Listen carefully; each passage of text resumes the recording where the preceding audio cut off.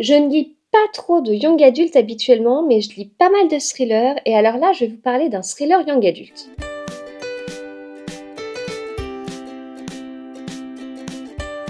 Bonjour à tous, j'espère que vous allez bien. Je vais vous parler de ce livre, L'échange d'Hervé Comer chez Ozu. Pourquoi ce livre? Pourquoi j'ai acheté ce livre en salon? Parce que j'avais vu la couverture passer sur Instagram et ça me tentait beaucoup. Alors ce qui est assez drôle, c'est que Hervé Comer, c'est un auteur de polar que j'avais pas encore lu, et moi je le découvre avec son thriller young adulte. Bon, c'est particulier de le découvrir de cette façon-là, pourquoi pas. L'essentiel était de l'avoir découvert, et puis ça me donne très très envie du coup de lire et bien d'autres livres de cet auteur. Même si au début j'ai été un petit peu déroutée, parce qu'en fait au début du livre, on est dans une ambiance angoissante. J'avais l'impression d'être dans un livre qui allait vraiment faire peur en fait, et ça allait un peu vite parce que je manquais un peu de contexte, et je suis pas une lectrice de young adulte en temps normal, et de young adulte et moins young adulte, ado, jeunesse, c'est pas ce que je lis habituellement, même si ces derniers temps vous me voyez de temps en temps en lire. Et à chaque fois que j'entre dans un livre comme ça, je me dis, c'est trop bien, je vais pas trop faire d'efforts parce que j'ai 39 ans, c'est pas un livre pour moi, j'ai 20 ans de trop. Donc je pense que les jeunes, on doit bien bien les accompagner dans l'histoire. Donc moi, je vais pas trop faire d'efforts, je vais me poser, puis bah, je vais me laisser porter par le livre. Et à chaque fois, je me fais avoir parce que, bah si, il faut toujours faire un petit effort au début du livre. Quand je parle d'effort, on est d'accord, hein, ça reste mesuré, hein, c'est juste que quand on débute un livre, il faut plonger dans un univers, donc c'est pas c'est plus simple des fois de lire des suites de séries parce que l'univers vous le connaissez déjà, vous allez pas être surpris, vous connaissez déjà un peu les personnages, le travail il est déjà mâché en fait. Mais quand vous entrez dans un nouveau livre, il y a toujours un moment où vous savez pas, va falloir vous adapter au style de l'auteur, va falloir vous adapter aux personnages, mémoriser les noms des personnages, mémoriser l'intrigue, le genre, les indices. Et donc tout ça, c'est un petit peu des efforts. Voilà, ça reste du plaisir, sinon on ne le ferait pas, mais c'est quand même des efforts. Et moi, ces efforts-là, je les minimise toujours, toujours, toujours quand je lis un livre young adulte, voire moins. Donc je pars bêtement en me disant, bah, c'est bon, de toute façon, je ne fais pas d'efforts, on va m'attraper dans l'histoire et ça le fera parce que maintenant, les jeunes d'aujourd'hui, on n'arrête pas de dire qu'ils sont tout le temps sur les écrans, qu'il faut les capter dans les livres, donc forcément, les auteurs de young adultes et ados, jeunesse, mettent encore plus les bouchées doubles pour réussir à les attraper dans le livre. Oui, mais je suis pas la bonne cible non plus, donc peut-être que un jeune se mettra très très facilement dans l'histoire, alors que moi, bah, c'est pas mes débuts d'histoire habituels non plus.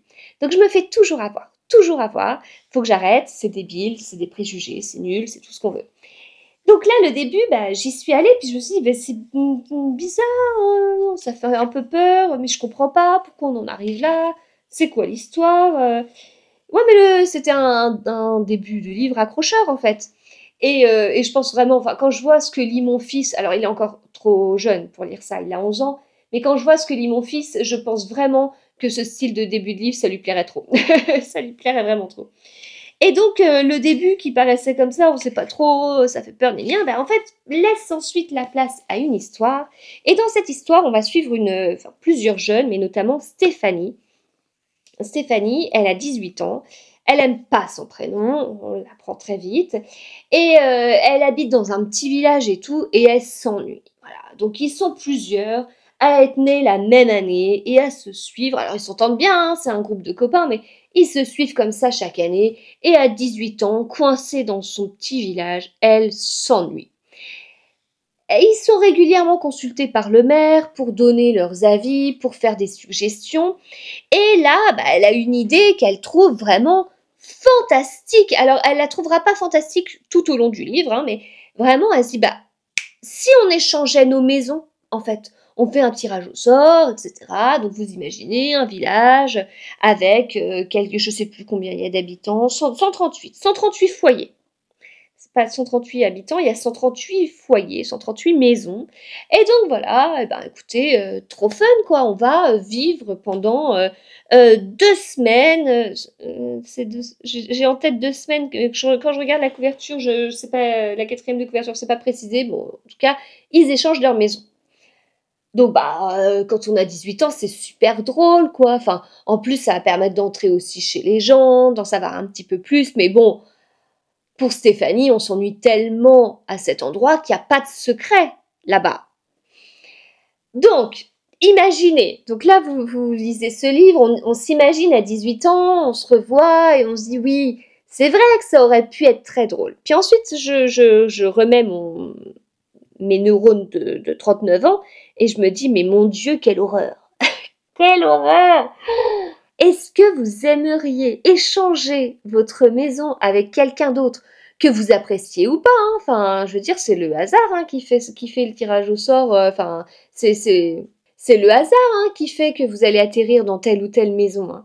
Donc imaginez, vous vous retrouvez chez un voisin avec tous ses vêtements, ses cartons, ses placards, enfin, je dis ces cartons parce que nous, on a encore des cartons qu'on n'a pas rangés, mais imaginez tout.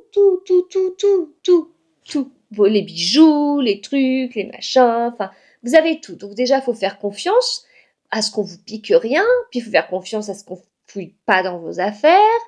Enfin, moi, ça me plairait pas trop, hein. Vous allez dormir dans le lit de quelqu'un, et puis inversement, hein, quelqu'un va dormir dans votre lit. Ah oui, le linge de lit, ça se lave, mais quand même, quelqu'un va marcher pieds nus sur votre sol,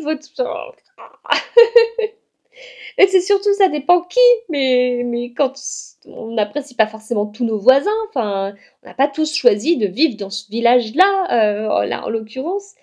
Et donc, bah, il y a des secrets. Il y a des secrets, et puis ces secrets, bah, on va les voir monter petit à petit, et ça va vraiment mener sur une histoire super intéressante, et du coup, ça m'a beaucoup plu. J'ai été déroutée, je vous dis, par ce début, qui est accrocheur quand on a 20 ans de moins que moi, mais derrière, ça m'a beaucoup plu parce que ça a pris une tournure vraiment intéressante, et on était totalement à la place de Stéphanie, et avec ce côté, oups, je ne pensais pas que cette idée trop chouette allait mener vers tout ça, quoi.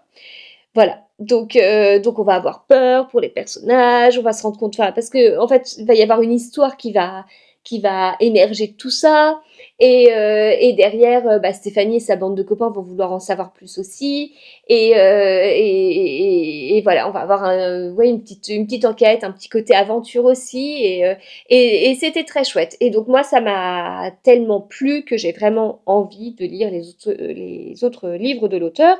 Euh, Quand je dis que ça m'a tellement plu, c'est pas un coup de cœur non plus, hein. Enfin, je suis pas en train de vous dire que ça y est, j'abandonne tous les thrillers et je passe qu'à des thrillers young adultes uniquement. Non, c'était quand même une sortie de ma zone de confort, mais vraiment très bien écrit et tout, et j'ai passé un très bon moment. J'ai beaucoup aimé la tournure de l'histoire en fait. J'ai beaucoup aimé comment ça a évolué, et puis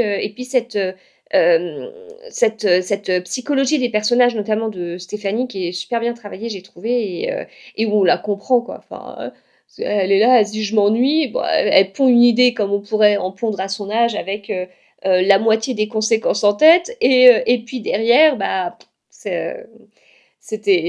Non, en fait, on ne s'ennuyait pas dans ce village-là, mais elle ne le voyait pas.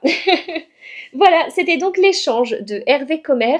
Si vous avez déjà lu des livres de l'auteur, je veux bien que vous me le disiez en commentaire pour savoir ce que vous me conseillez. Voilà. Merci d'avoir regardé cette vidéo et on se retrouve très vite. À bientôt.